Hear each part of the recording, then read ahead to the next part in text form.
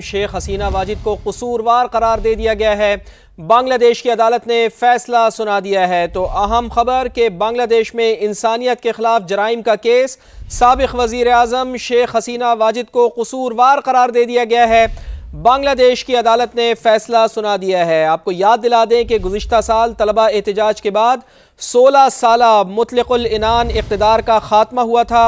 अदालत पहले ही उनकी जायदादें, बैंक अकाउंट जब्त कर चुकी है। उबूरी हुकूमत के सरबरा मोहम्मद यूनुस पहले ही कह चुके हैं कि शेख हसीना बांग्लादेश आए या ना आए, लेकिन हम उनके खिलाफ मुकदमा ज़रूर चलाएंगे, क्योंकि कत्ले आम का ये मामला है। अगर उन्हें बख्शा गया तो ये बांग्लादेश की आवाम के साथ ज़्यादती होगी।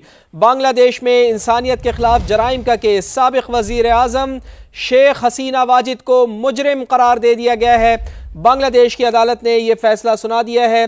शेख हसीना पर इल्ज़ाम है कि गुज़िश्ता साल जुलाई में अपनी हुकूमत के खिलाफ शुरू होने वाले मुजाहिरों के दौरान उन्होंने ताकत का बेजा इस्तेमाल करते हुए इंसानियत के खिलाफ जराइम का इर्तिकाब किया था। समाअत के दौरान अदालत मुजाहिरों के दौरान मारे जाने वालों के लवाहिकीन से खचा खच भरी रही। तो आज इस अदालत का फैसला आया है।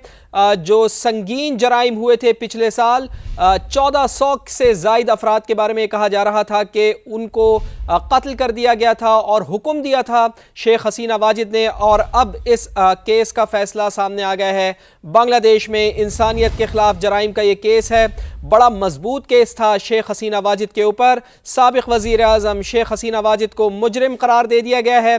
बांग्लादेश की अदालत का ये फैसला सामने आया है। बांग्लादेश की अदालत ने फैसला सुना दिया है। साबिक वज़ीर आज़म शेख हसीना वाजिद जो इन दिनों मफरूर हैं, भारत में उन्होंने पनाह ले रखी है। मफरूर और माजूल साबिक वज़ीर आज़म बांग्लादेश शेख हसीना वाजिद को सज़ा सुना दी गई है। उनको मुजरिम करार दे दिया गया है। बांग्लादेश की अदालत का ये फैसला सामने आया है। फैसला 3 रुकनी इंटरनेशनल क्राइम्स ट्रिब्यूनल ने सुनाया है।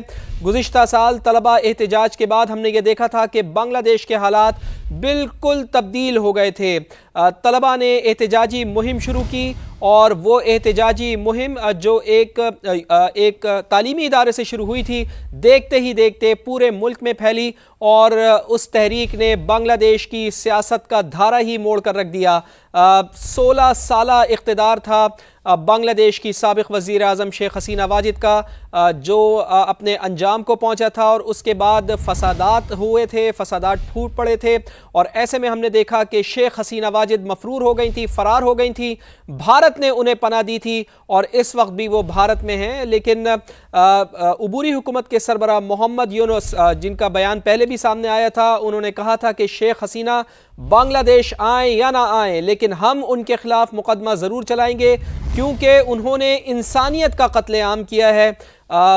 तकरीबन 1400 से ज़ायद लोग उन कत्लेआम में मारे जा चुके थे। वो मफरूर हैं, वो पड़ोसी मुल्क भारत में हैं। वो आए या ना आए, लेकिन उनके खिलाफ मुकदमा ज़रूर चलेगा। अगर उन्हें बख्शा गया तो ये बांग्लादेश की आवाम के साथ ज़्यादती होगी। कत्लेआम में जो लोग शहीद हुए हैं, जो लोग जाँ बहक हुए हैं, तो उनके लवाहिकीन के साथ ये बहुत बड़ी ज़्यादती होगी और ये ज़्यादती हम होने नहीं देंगे।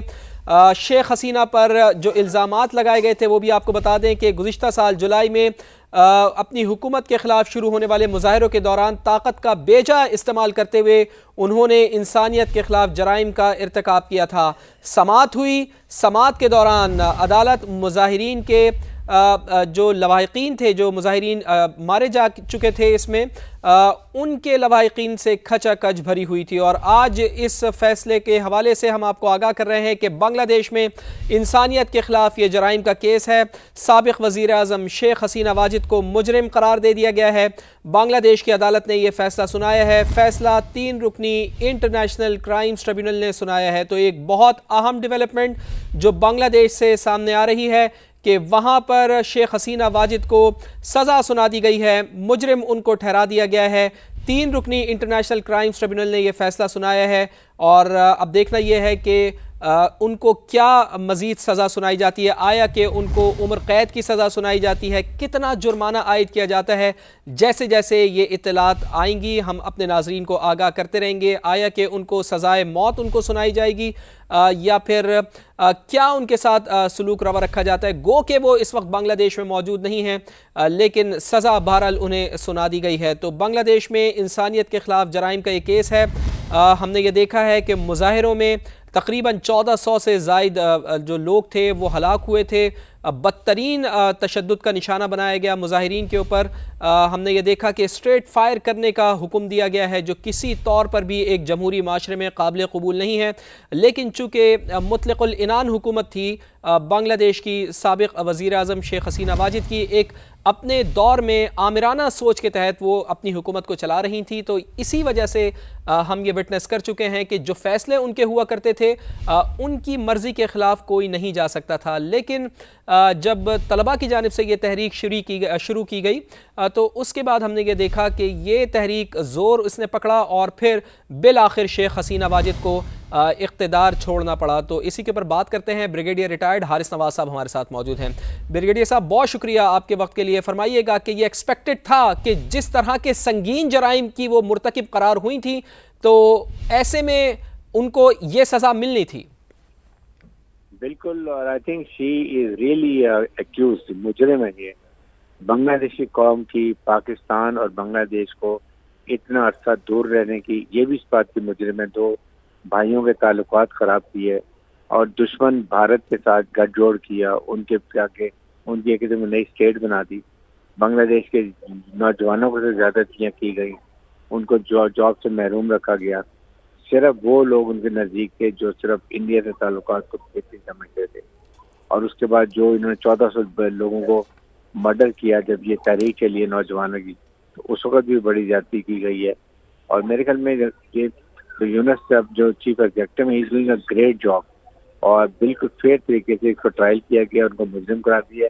और आई एम श्योर कि उनको सजा भी ऐसी मिलेगी जो मेरे ख्याल में इबरत हो ऐसे पॉलिटिशियन के लिए जो मुल्क के बजाय दूसरे मुल्क के इंटरेस्ट के लिए काम करते हैं।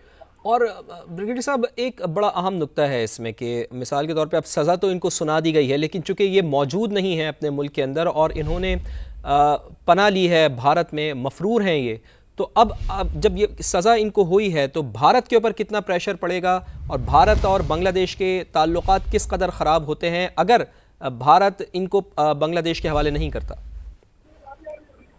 बिल्कुल, देखें ताल्लुकात बहुत पहले ही ख़राब हैं। Bangladesh don't want to talk to India because इनकी हमेशा से पॉलिसी क्वेश्चन की रही है, उनको अपनी स्टेट समझते रहे हैं।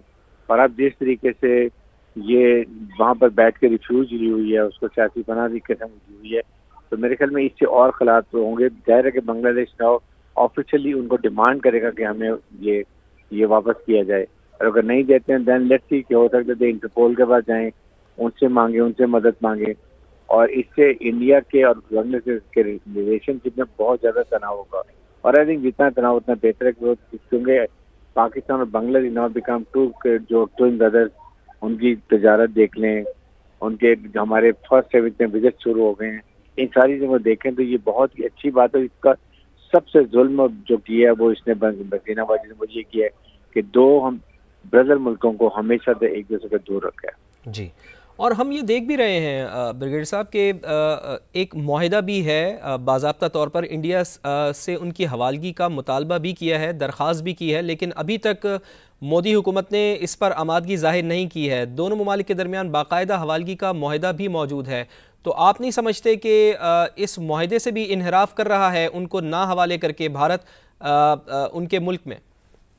देखें, इंडिया के कोई मॉरल्स नहीं है, कोई चीज नहीं है, नहायत ही एक यूजलेस कंट्री है। इनके पॉलिटिशियन की कोई इनको को दुनिया मुंह नहीं लगाता। मुंह काला पाकिस्तान ने वैसे ही कर दिया मारते हक के बाद। इन चीज़ों को देखें तो फिर आपको पता चलता है कि भारत एक नाकाम मुल्क है। और अभी जिस तरीके से वहाँ पर जबरदस्ती की हुकूमत कायम की हुई है, इलेक्शन में भी रिग इलेक्शन कराते हैं, बिहार में भी उन्होंने जबरदस्ती वोट हासिल की है। इन चीज़ों को देखें तो अब मेरे ख्याल में Bangladesh will be very tough. वो खुलम खुला इनसे मांगेगा और अगर नहीं देते हैं तो इससे और ज़्यादा इनके आपस में दोनों मुल्कों के हालात खराब हों।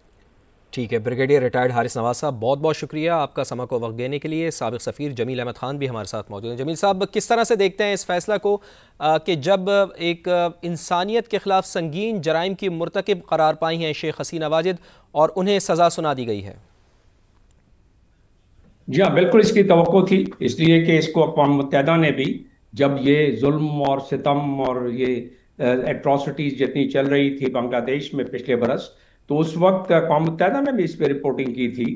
और अभी तो बात थोड़ी सी और भी आगे तक जाएगी, क्योंकि हसीना वाजिद इस वक्त पनाह में हैं इंडिया के, जो कि हसीना वाजिद के ज़माने में जिन्होंने बांग्लादेश में हसीना वाजिद की गवर्नमेंट से मिलकर ये तमाम जो एट्रॉसिटीज़ हैं उनकी इंटेलिजेंस यूनिट